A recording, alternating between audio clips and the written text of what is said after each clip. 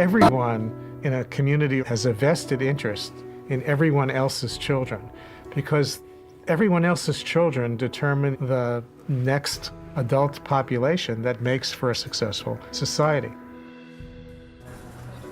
Built into our biology is the need to have responsive interactions with adults. Neglect for children is when they don't get what the brain is expecting to get, what the child is expecting to get, what we are biologically prepared and waiting for, which is input from those around us. It's this back and forth serve and return interaction that literally shapes the architecture of the brain.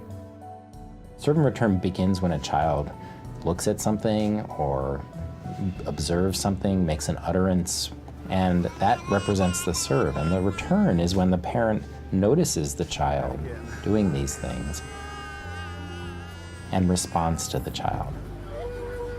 Under conditions where serve and return is broken, you literally are pulling away what is the essential ingredient of the development of human brain architecture.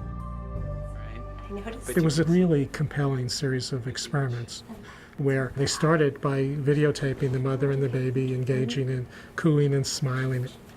And then they asked the mother to basically put on a blank face and not respond at all. When a baby is not attended to, that is a sign of danger to the baby biologically. So the stress systems become activated.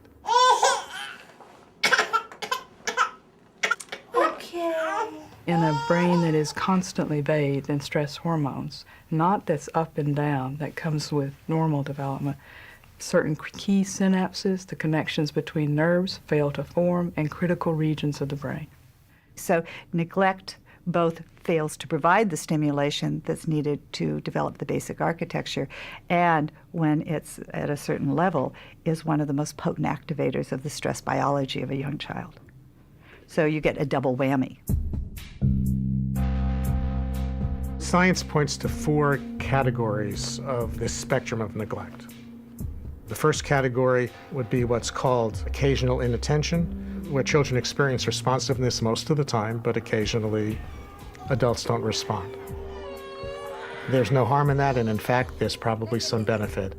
A child can learn to self-soothe and explore the environment, and all of those opportunities build brain architecture. The second category, scientists would call chronic understimulation, is where on a regular basis, children have less interaction with the adults around them than is needed for healthy development. Those children typically, when provided with enriched learning opportunities and more typical levels of serve and return, will show catch-up. The third category is what science would call severe neglect in a family where not only are there prolonged periods of inattention and lack of responsiveness, but often also associated with not being fed enough, not being bathed enough, not having basic needs met. Neglect is a huge problem in the U.S. Children are much more likely to be neglected than they are to experience any other kind of maltreatment. We see the child really being at risk for much more substantial kinds of deficits down the road that don't necessarily get easily fixed or ameliorated. This is where we really need to think about more complicated and often more intensive strategies to help undo those effects. The fourth category, called severe neglect, generally found in institutional settings, is the result of children living in kind of warehoused type situation in orphanages.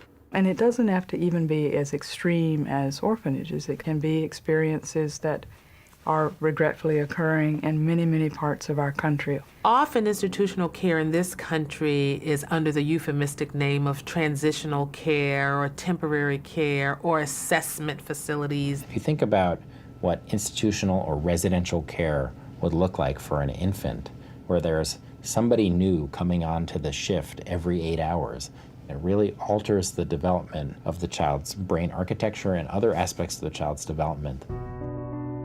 We have the potential to change children's developmental trajectories. Interventions can apply to parents to foster parents or adoptive parents, child care settings, Head Start settings, and other kinds of settings. And really, what they're about is attuning people to the serve and return process. Neglecting young children is neglecting the foundations of a healthy next generation. The community pays a huge price later in terms of the problems of the next generation, whether it be educational achievement, economic productivity, good citizenship, the ability to parent the next generation. All of the things that have to do with a healthy, prosperous society.